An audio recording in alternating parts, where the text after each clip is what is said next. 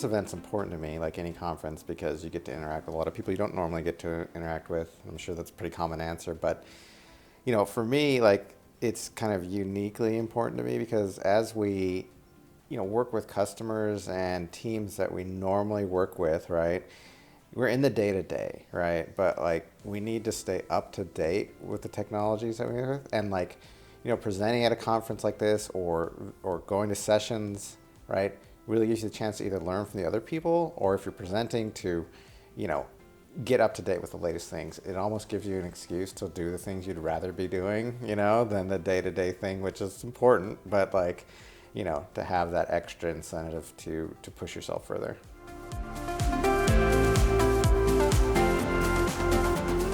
I think I always look forward to the same types of things, right? A chance to, again, disconnect from the day-to-day when I come to this conference. So in April, it'll be, again, like these coming like twice a year. It's like that cadence of having a chance to disconnect, see everyone I haven't seen in a while, and learn whatever's new. So it's always about learning what's ever new. That's where you come out to this.